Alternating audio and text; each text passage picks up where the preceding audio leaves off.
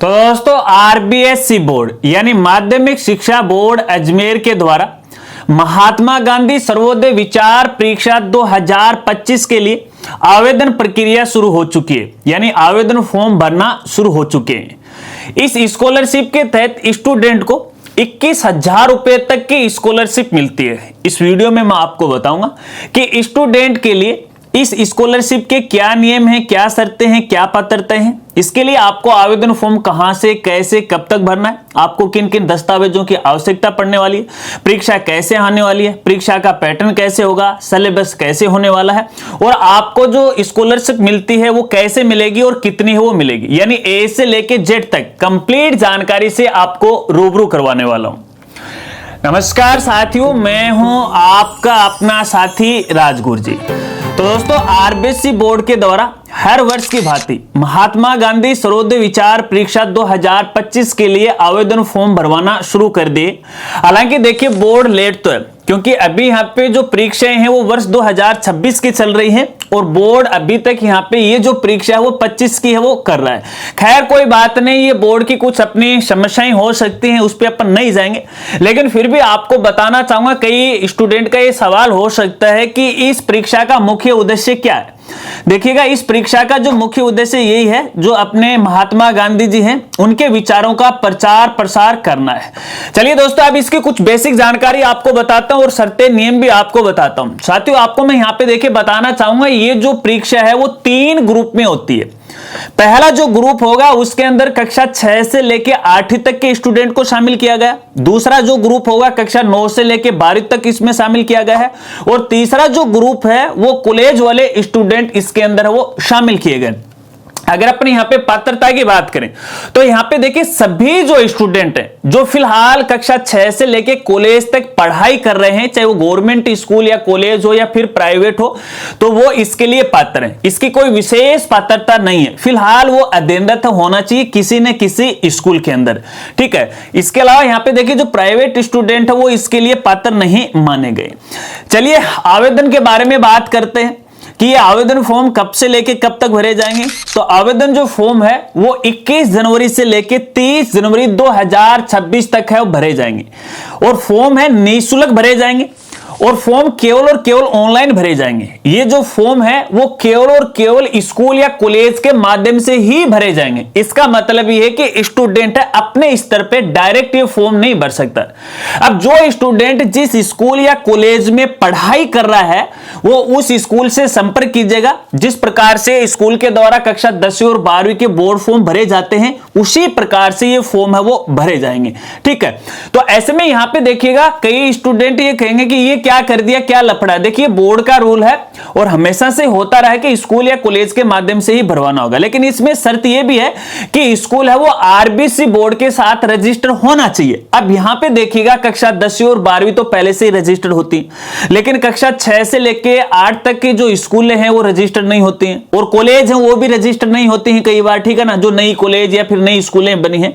तो ऐसे में उन स्कूलों को है संबंधित बोर्ड से संपर्क करना पड़ेगा। इसके बारे में हम आगे वो बात करेंगे। चलिए दस्तावेज की बात करते हैं। तो दस्तावेज के रूप में कोई खास दस्तावेजों की आपको आवश्यकता नहीं पड़ेगी। इसमें एक तो स्टूडेंट की फोटो और सिग्नेचर की आवश्यकता है, इसके साथ साथ उसका जो आधार, जन आधार है, इसकी आवश्यकता पड़ेगी। इसके साथ साथ यहां पे देखिए उसका जो कास्ट सर्टिफिकेट है उसकी आवश्यकता पड़ेगी। जैसे कोई candidate SC ST OBC EWS category से, क्योंकि यहां पे देखिए जब फाइनल मेरिट निकलती है तो यहां पे कैटेगरी वाइज निकलती है ST SC OBC अनुसार। तो ऐसे में जब भी आप आवेदन फॉर्म भरवाओ अपने स्कूल की तरफ से तो अपनी कैटेगरी को सही तरीके से वो फिल करवाना, अन्यथा कई बार यहां पे गलती हो जाती है तो पात्र होते हुए बालिका का जो बालक बालिका का जो रिजल्ट है या मेरिट लिस्ट में उसका नाम है वो नहीं आता है। चलिए एग्जाम के बारे में बात करते हैं। तो देखिए फिलहाल यहाँ पे एग्जाम की जो तिथि रखी गई है 29 मार्च 2026 को रखी गई है और तिथि में कोई बदलाव यहाँ पे नहीं रहने वाला। ये जो एग्जाम है जिला लेवल पे होगा, यानी कैंडिडेट या स्टूडेंट को है अपने जिले से बाहर नहीं जाना पड़ेगा, जिला हेडक्वार्टर पे है एग्जाम सेंटर है वो दिए जाएंगे। एग्जाम का यहाँ पे समय रहेगा तकरीबन 1.5 घंटा यानी 90 मिनट रहने वाली है और पर्सन यहाँ पे देखिएगा कुल 50 आएंगे ग्रुप ए के लिए, यानी कक्षा 6 से लेके 8 तक स्टूडेंट के लिए 50 क्वेश्चन होंगे और ग्रुप 2 और 3 के लिए 9 से लेके कॉलेज तक के लिए यहां पे 100 क्वेश्चन रहने वाले। यहां पे कोई भी नेगेटिव मार्किंग है वो नहीं रहेगी। चलिए सिलेबस की बात करते हैं। तो साथियों यहां पे देखिए जो सिलेबस से निर्धारित किया गया है बोर्ड के द्वारा, वो अपने गांधी जी के जो भी जीवन है, जीवन से संबंधित जुड़ी बातें हैं, घटनाएं हैं, आदर्श हैं, समर्पण है, वो ही इसके अंदर शामिल है, वो किया गया है। अब यहां पे देखिए बोर्ड जब भी कोई एग्जाम करवाता है तो जो कक्षा का सिलेबस है वो देता है, लेकिन इस एग्जाम के अंदर है केवल गांधी जी से जुड़ी जो घटनाएं हैं, उनके आदर्श विचार हैं, उनको ही शामिल किया गया। तो ऐसे में स्टूडेंट को मैं कहना चाहूंगा कि गांधी से जुड़ी हुई जो भी बुक हैं आप है वो पढ़िएगा। हालांकि आपको खरीद कर लाने की आवश्यकता नहीं है, इसकी ऑनलाइन फैसिलिटी दी गई, या तो आप बोर्ड की साइट पे विजिट कर सकते हैं, ठीक है, या फिर हमारी साइट है rajguruji.com है, यहां पे आरबीसी बोर्ड का आपको मेनू मिलेगा, डायरेक्ट लिंक आपके लिए प्रोवाइड करवाया गया है, वहां से आप गांधी से जुड़ी जो भी बुक हैं, किताबें हैं, वो डाउनलोड है वो कर सकते हैं। चलिए ये तो रही सिलेबस के बारे में बात। अब बात करते हैं पुरस्कार कि भी कितना पुरस्कार मिलेगा, क्योंकि भैया इसी के लिए तो ये एग्जाम अपन देने जा रहे हैं। तो साथियों यहां पे देखिए जो पुरस्कार है वो 2 स्तर पे दिए जाएंगे, एक विद्यालय स्तर पे दिया जाएगा, एक महाविद्यालय स्तर पे दिया जाएगा। इसके अलावा यहां पे देखिएगा जो विद्यालय स्तर होगा उसमें पुरस्कार भी दिया जाएगा और प्लस यहां पे प्रमाण पत्र भी दिया जाएगा। अगर महाविद्यालय कॉलेज की बात करें तो यहां पे केवल प्रमाण पत्र ही दिया जाएगा। अब ये जो पुरस्कार है इसका 2 लेवल रखा गया है, एक राज्य स्तर पे और एक जिला स्तर के ऊपर। तो यहां पे 3 कैंडिडेट को, फर्स्ट, सेकंड, थर्ड कैंडिडेट को है ये पुरस्कार दिया जाएगा। तो यहां पे देखिए यदि आप राज्य स्तर में प्रथम स्थान प्राप्त करते हैं, स्कूल लेवल की बात कर रहा हूं, ठीक है, तो आपको 21,000 रुपए मिलेंगे।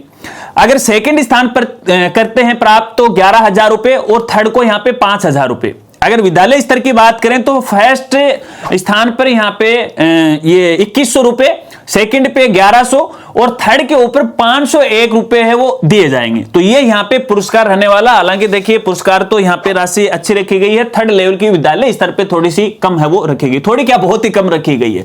अब यहां पे देखिए स्टूडेंट को मैं कहना चाहूंगा, इसके लिए देखिए सबसे पहले आपको एग्जाम है वो देना पड़ेगा, ठीक है।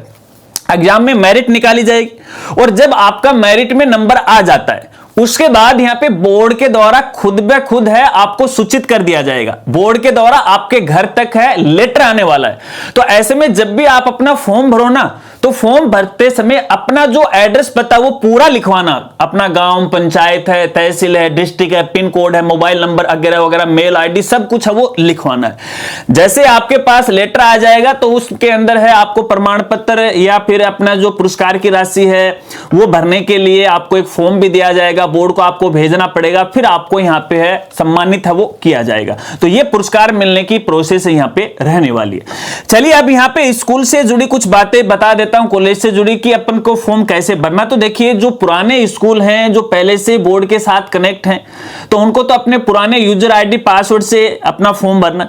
इसके अलावा कुछ नए स्कूल हो सकते हैं, ठीक है, कक्षा 6 से लेकर 8वीं तक के स्कूल हो सकते हैं, उनके पास बोर्ड के यूजर आईडी नहीं होते हैं। तो ऐसे में उनको मैं कहना चाहूंगा और कॉलेज वालों को भी मैं कहना चाहूंगा, यदि नया नया और आपके पास ये यूजर आईडी नहीं है तो इसके लिए बोर्ड को आपको मेल करना पड़ेगा, अपने डाइस या सेमिस कोड के साथ एक लेटर हेड पे लिखना पड़ेगा और आपके स्कूल या कॉलेज की जो ऑफिशियल मेल है उसी मेल से करना पड़ेगा, पर्सनल मेल से काम नहीं चलने वाला है।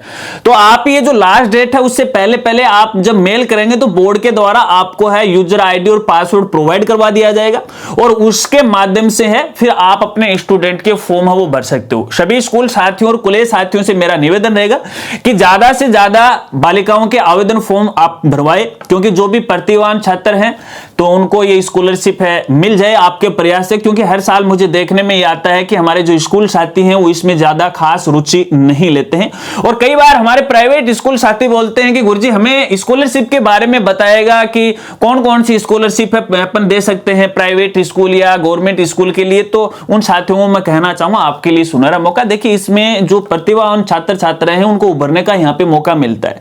तो वो जो मोटिवेशन का जरिया है वो आप ही हो, शुरुआत आपसे होगी। तो ऐसे में स्टूडेंट और अभिभावक तक है आप खुली सूचना वो पहुंच जाएगा, ठीक है। देखिए यहाँ पे जो डेट है वो बढ़ने के चांस नहीं रहते हैं, हालांकि वो ऐसे कोई एग्जाम नहीं है, तो आप लास्ट डेट से पहले पहले ये प्रक्रिया वो कीजिएगा। आशा रखता हूं अब आप अच्छी तरह से वो समझ गए होंगे।